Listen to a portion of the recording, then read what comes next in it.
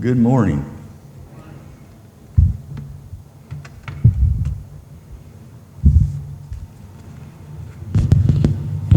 Hope this thing doesn't keep doing that.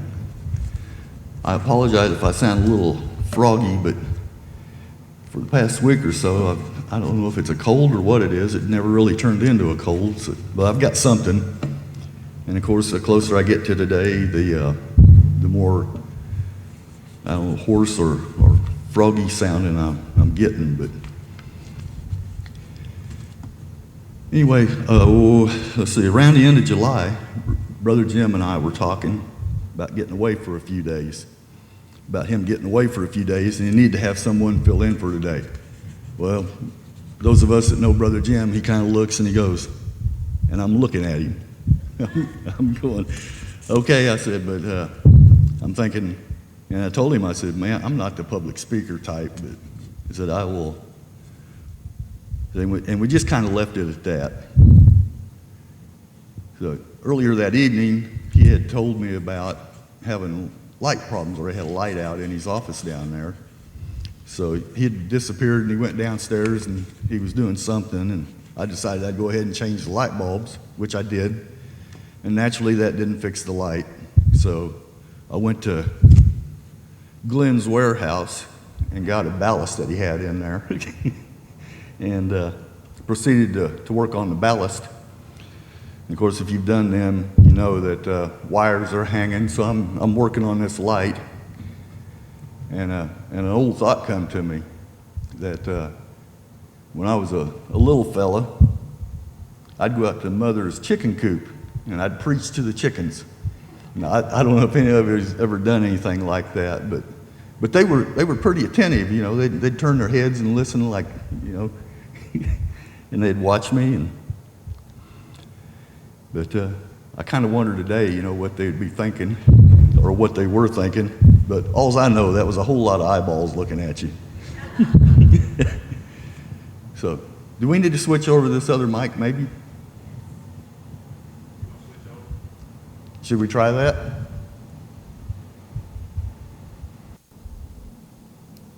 All right, let's see what this does. So anyway, while them wires were hanging, I got to thinking, I go, you know what, this could really happen. I had and I want you to understand, I'm not comparing you guys to a house full of chickens, but I just hope I've got some interesting information to pass on to you.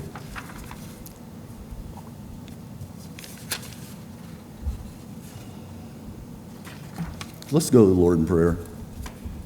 Dear Heavenly Father, I just want to take and give you praise and thank you for this opportunity to be here today. And if you would give me the words that you want me to say. And I also want to lift up those who came out today to spend time to worship you on this holiday weekend. We know that there's just so many other things that everybody could be doing, but coming together in your name is so much at the top of the list. And I thank you for your command of obedience, and that without obedience to you, the rest of man's relationship with you would just be in vain. Be with us as I share my personal story of what happens when obedience is not top priority in one's life. In Jesus' name I pray, amen. Well, obviously today we're going to do things a little different. I don't really have a sermon per se, but I do have a few stories that I hope will interest you. And really, I am so very thankful for this opportunity to be able to do this. It is a privilege, and I don't mean that just because of Brother Jim's encouragement, Brother Troy, and they, you know, I've heard him say several times that, you know, you can do it. This guy can do this. So, like I say, it's going to be a little different. So just kind of bear with me, and hopefully, through all these little stories I'm going to tell, we'll be able to tie it all together at the end under one theme. But so let's start with a story about Teresa and Ed's last church. First Baptist Church in Warrensburg, and I think you'll see where I'm going here in just a few minutes. we were attending First Baptist Church in Warrensburg, and I was asked to be part of a baptism team. And to be baptized there, they didn't say it was mandatory to attend a baptism class, but it was highly recommended. So, as in most cases, this was probably a good thing. After helping out just a few weeks, the class leader was going to be gone, so he asked me to fill in for that week that he wasn't going to be there. Well, during the second week, because we had 2 weeks of class, so during the second week, it was time to give our salvation story. Now, I don't know if any of you have ever sat down and written out your salvation story, but it kind of brings it to a new light. Anyway, Teresa and I met with, if I remember right, 2 or 3 people on this particular Sunday, and one of the folks that happened to be there was a captain from Whiteman. And she wanted to be baptized because she had orders to go back to Afghanistan. And she was due to report within the next few days. Well, as the morning went, and she was talking, she was telling us about, she was concerned about leaving her young daughter again, and then having to go off for whatever it was, a year or however long that deployment would be.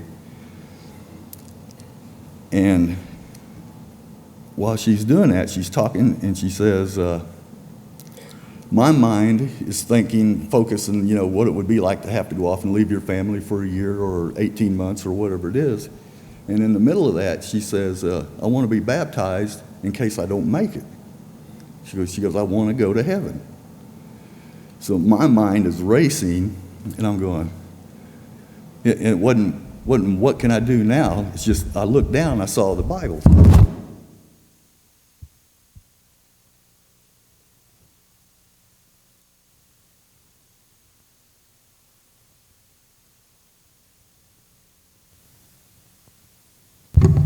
There we go. So anyway, I picked up the Bible, and I went like this in front of her, and I said, I've read this from cover to cover, and honestly, I don't remember ever reading in there that says you have to be baptized to be saved. So she sits there and she thinks about this for a little bit, and she, see if I can find my place here again. And she says, well, can we get this done before I leave, the baptism? And so then I told her, I said, well, Romans 10:9 says, if you declare with your mouth Jesus is Lord and believe in your heart God raised him from the dead, you will be saved. And just that look on her face, you could see the tears, welling up in her eyes. And I think at that moment she actually got it. But and her last words about that was, she goes, so if I'd have been killed in Afghanistan last time or didn't make it, she goes, I would be in heaven. So I just wanted to share this with you, that God does use us, all of us, and it can be when you least expect it. And I also want to say, so many people believe that baptism is the way to salvation. But you remember the 2 fellows that were crucified with Christ? In Matthew 29, or 23, 39 through 43. One of the criminals who hung there hurled insults at him. Aren't you the Messiah? Save yourself and us. But the other criminal rebuked him. Don't you fear God, he said, since you're under the same sentence? We are punished justly, for we are getting what our deeds deserve. But this man has done nothing wrong. Then he said, Jesus, remember me when you come into your kingdom. And of course, Jesus answered him, truly, I tell you, today you will be with me in paradise. Well, we all had a great experience that morning. And I truly believe that she's now confident in the loving grace of our Lord through her faith, and that she is truly saved. Oh, and by the way, they did get her baptized before she departed. So now I want to to switch over and tell you about how I wound up here, my story.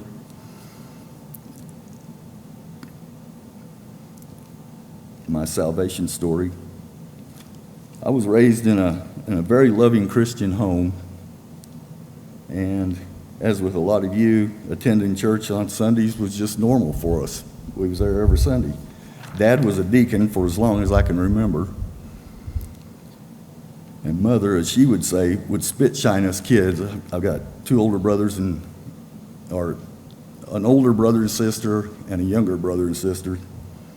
But anyway, she would do that spit shining thing, the mom lick. If she found a speck of dirt on you, whatever, she'd clean you up a little bit. And off to church we would go. So at around age 11, I accepted Christ. And we didn't have the baptismal like we got here, so we'd go down to the little creek there in town, and it's called 4 Mile Creek, probably similar to Clear Fork out here. So we were raised in this small church, even way smaller than this one, and at Oologah, that's Oologah, Oklahoma. And I'll give you a little short history lesson. It's the home of Will Rogers. You guys remember him? Population of our town was probably, back in the late 60s, was around 350. And this William Penn Adair Rogers was an American stage and motion picture actor, vaudeville performer, cowboy, humorist, newspaper columnist, and social commentator. So I didn't know what this vaudeville performer was, so I looked it up. And it says it's a type of entertainment popular mainly in the U.S. in the 20th century, featuring a mixture of specialty acts such as burlesque, comedy, song, and dance. So then I knew what it was. But anyway, Oologah was the birthplace of the Cherokee Kid known as the cowboy Will Rogers. Oologah is about 30 minutes northeast of Tulsa on Highway 169. So if you guys go down I-44, you was real close to it, down there by Claremore. And Oologah emerged as an Indian Territory coal mining boomtown. Oologah is located in Rogers County, which is one of the 14 counties that are located in the Northeast Cherokee Indian Nation. And that's the end of the history lesson. Well, shortly after graduating from high school, I joined the Air Force. The first year, naturally, 6 weeks of basic at Lackland Air Force Base there in Texas, in San Antonio. 6 weeks of tech school, because I was a missile maintenance technician at Rantoul Air Force Base in Illinois. And then off for 3 wonderful years at Minot Air Force Base. And you can bet it's as cold as everybody says up there. So after my first enlistment, I thought this wasn't for me, so I departed and I went to Oklahoma again, and I read gas meters for Oklahoma Natural Gas Company there at Tulsa. And after about, 6 months or so, they decided, you're doing such a good job, we want to put you into the collections. And I go, I'm not that type of person. I'm not going to knock on somebody's door and say, hey, pay up, or we're going to turn your gas off. That just wasn't me, so I was still young. I quit. Well, I kind of laid around the house for about 2 weeks, and through Dad's wisdom, he says, you're married and you've got a kid, you've got a family. He goes, it's time for you to go to work. So I went down, seen the Air Force recruiter, and by the end of the next week, guess where I was? 351st Missile Wing, Whiteman Air Force Base. And that was April of '79. And by the way, it can get pretty cold here too. But besides working on missiles, and I don't know if they're still this way, but this was my experience, the Air Force is a very social environment, and you live together, you work together, and you play together. Well, part of that playing together is the socialism, where every Friday at 2 o'clock, it was mandatory that we would attend beer call. The commander invited everybody, and it wasn't optional, you had to be there. Didn't say you had to drink or whatever, but that was the norm. Smoke cigarettes, drink beer, hang out together. The commander had a few encouraging words every week to give us, and we just socialized. It was also not mandatory, but it was highly recommended that you would be a member of the NCO club and attend a lot of their events and support them. And that made you the well-rounded airman. So, like I say, it wasn't mandatory, and that's no excuse. But over the years, I want you to know, it was so easy just to drift away from going to church and all the values that I had been taught. And I regrettably admit, I began to go my own way. We were talking earlier, and I'm not attacking anyone. I'm just telling you how my life went. Friday after work, Thursday after work, depending on what our schedule was, we hooked onto the boat and we went down to Truman Lake, and we spent the weekend there. Yep, Sunday morning, you pop a can of beer, you drive along and go, you know what, I can worship God anywhere. God's everywhere, isn't he? And so and I actually convinced myself this was okay. Go to the lake, drink beer, catch crappie, lots and lots of crappie. And you're cruising along some of the rock cliffs down there and the beauty and all that, and go, like I said, I had convinced myself that it was okay to worship this way. And down here in my notes, I go, really? But then spring forward, retired from the Air Force. And this is 2 years after I retired. I'm 42 now. Drastic changes in our lives, my life. It was inevitable.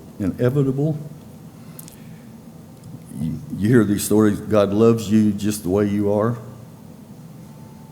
I get most of us has heard that. Well, the rest of the story is he loves us enough not to leave us where we're at. So I'd driven semi for, remember Vaughn Brothers out here on Y Highway? I drove for them right at 2 years. And of course, you're sitting in the semi and you don't eat properly. There's basically no exercise. You just sit there and you drive day and night, however the schedule goes.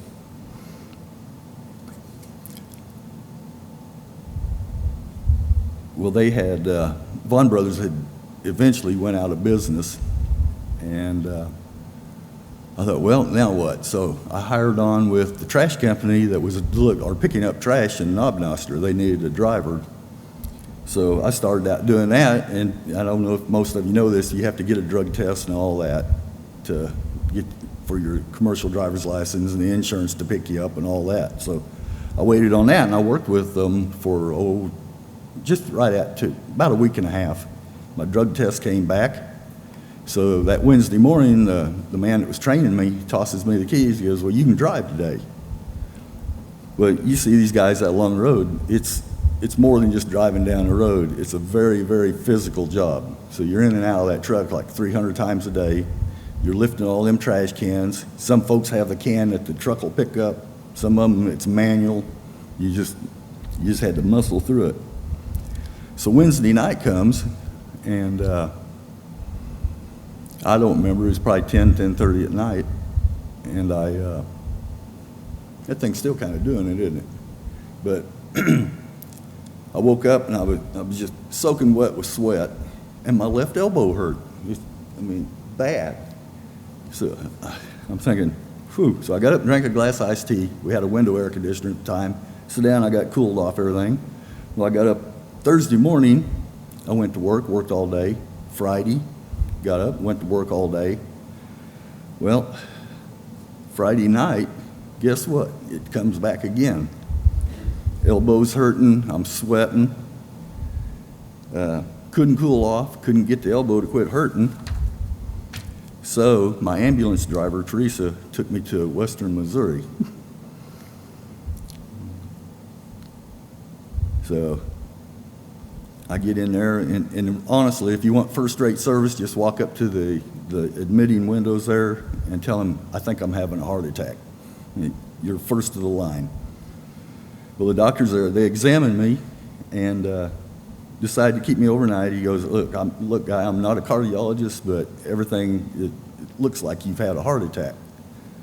And we'll get you taken care of. And they wanted to watch me that night like they always do. And so the next day, now this is July, and I've been sitting in, air-conditioned truck for 2 years. Haven't got acclimated to any of this stuff, but they shipped me off to St. Luke's on the plaza in an unair-conditioned ambulance. And they said, and I don't know if you guys remember, that ambulance company was actually going out of business. That's the one that went out, and then they brought in I think the current one, isn't it? I think they've been here that long. But they said I had 2 more incidents on the way up there, and then 2 or 3 more once I arrived at the emergency room. So naturally, once I get through the emergency room, they decided to admit me and hold me, and I really think it was probably to stabilize me till after the 4th of July, because all this was going on around the 1st of July, and they wanted to keep me till after the 4th of July to do the surgery. So at that time, they did a 5-cabbage bypass. And Teresa and me is always kind of talking, what's the difference, 1 or 5? They're still cutting you open to do the surgery. Yeah, pretty rough. But remember the rest of the story? He loves you enough not to leave you where you're at. Well, I'm a little slow, but at this point I knew someone was talking to me, trying to get my attention. And as you can guess, I was determined to get back out, recover, go back to work, and what I really wanted to do was just go back to the life that I was living. But I got to be honest, God was good to Teresa and me. He'd given us a wonderful place just past McDonald's out here. 16 acres, a brand new double-wide manufactured home, swimming pool, cows, 5 hogs, a tractor, no chickens, mowers, and all the equipment to take care of it. And oh yeah, have I mentioned a lot of debt. And to be honest, deep inside, I was thinking I probably wasn't going to live much longer anyway. So you might as well live it up now. Anyway, we were told over and over and over that the place looked like a park, the place I always wanted. One of our grandsons kind of put it like this. He goes, all my treasures. When he had his toys, his grandma asked him, he goes, this is all my treasures. Well, that's kind of the way I felt about that place out there, something I'd always desired.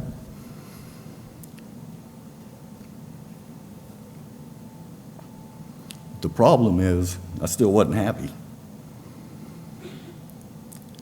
Believe it or not, it still took me 2 or 3 more years for all this to sink in, because I did recover and I did go back to work. But one day I was standing at the gate to our property, and I was standing there, and I remember I had my arms crossed, and I'm kind of leaning over the gate and just kind of looking out and watching the cow walk by, and I go, to myself, I'm thinking, all this is meaningless without Jesus. So later, Teresa and I talked about what we could do and remember our debt. So eventually we had an auction. We sold pretty much everything we had. And about a year later, the place sold. We paid off all that debt. We moved into town.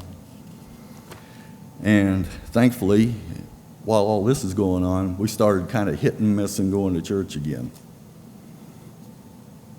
Still didn't commit, but we was going. We went out to Heartland several times and, just never really felt comfortable, never really connected.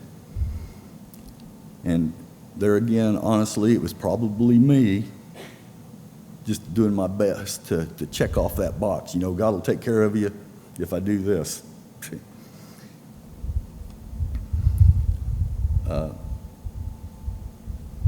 We started going to First Baptist in Warrensburg around 2004, And I know some of you math whizzes will put all this together and you'll go, because I'm going to say we've been there for 19 years at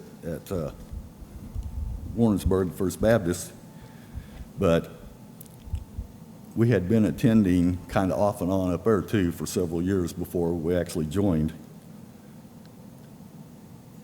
And what I learned by going there, even the way I was doing it, was service to the Lord is a very, very important part, not just coming to church and filling a seat.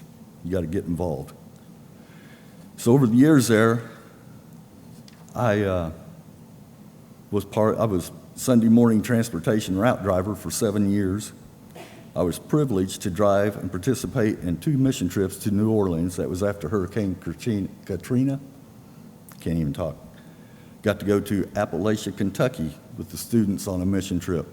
That's a different country, beautiful country, but different. I got to be a driver for several student life ministries. There are events around the area here. I was part of the FBC's hospitality and visitation, or hospital visitation program. I was active in and helped in the preparation of men's ministry activities. And eventually I started managing the church bus inspection and maintenance program. And as I mentioned earlier in the church, in my story here, I was part of the church's baptism team, part of Deacons Ministries, and one of 3 camera operators.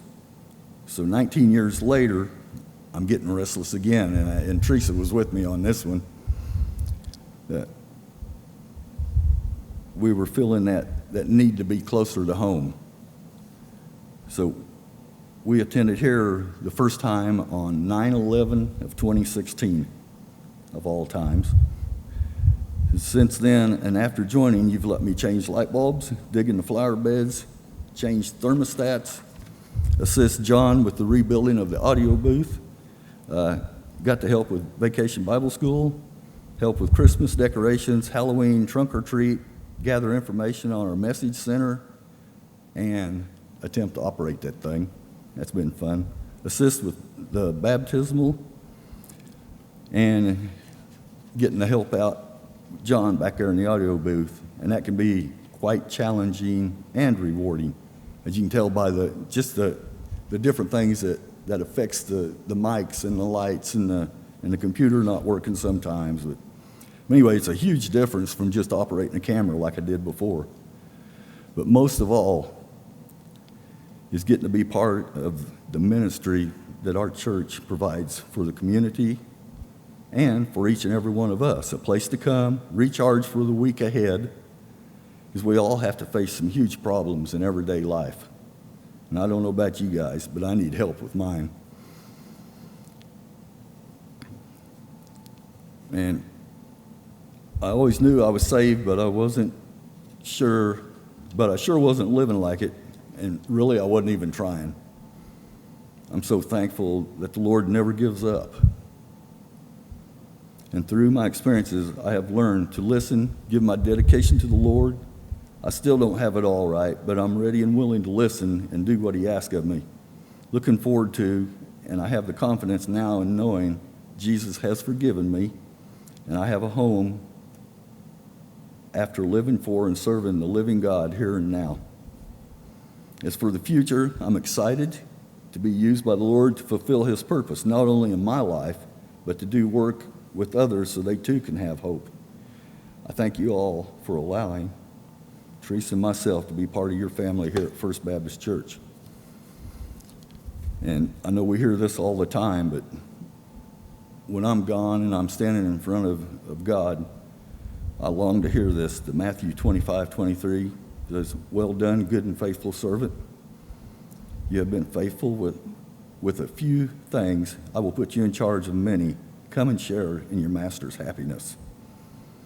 If you too are obedient in the laws the Lord gave us, then I'll see you in heaven someday.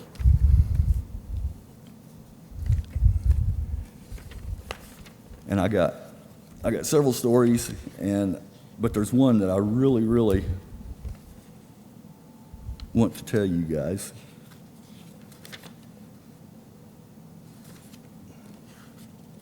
can find what I did with it.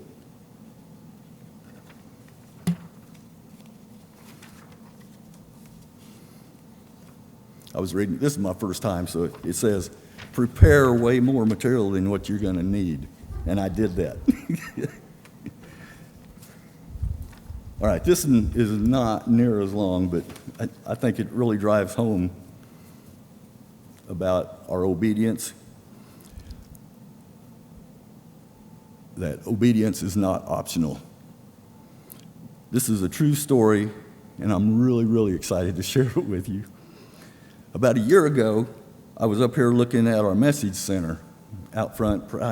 Every time we program it, I drive up here and I look at it, make sure it looks right, and you can read it. And so anyway, I'm doing that, and next door, the neighbor is over there, and I assume he's the owner of the property.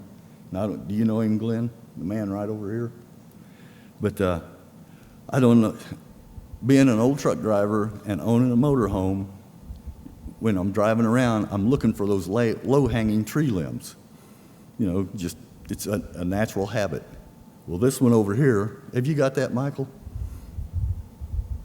This is right next door when you come in off at McPherson. Of course, it wasn't quite that bad last year, but I talked to him about trimming them tree limbs back a little bit. And he didn't tell me no, but he said, he goes, I can expect a professional job, that you won't butcher my tree, and that it'll be really, really nice when it's done. Well, I'm not a tree trimmer, so I just kind of let it go like, maybe we better not. Don't want to cause any problems, because I was kind of out there by myself anyway, just approaching him. But anyway, leap forward to this year. A few weeks ago when that storm came through, there's limbs down, along the tree line and across the road here. And Glenn, I think, had done some work in the flower beds and had some stuff that needed to be picked up. So I get the PT Cruiser and hook onto my trailer, and I get up here and I'm picking up limbs and stuff. And of course, it's hot, it's humid, and it's still pretty early in the morning, but I get out there and I sweat real bad. So I'm out there and I'm wringing wet with sweat. It's hot, and it's just one of them days that you could say, you know what, I really don't have to do this today. I'll come back later and get it, whatever, but I'm ready to quit. And I look over and that same tree that I talked to the man about, there's a limb down, but it's laying across the property lines. Part on him, part on us. So I'm going, I'm not going to get that one, because I'm remembering last year. This is some of the stuff I fight with all the time. So I'm going around, I'm still picking up tree limbs. My trailer's just about full. And like I said, it's hot, there's no breeze. I forgot my tie-down straps. I didn't need any more limbs on there, but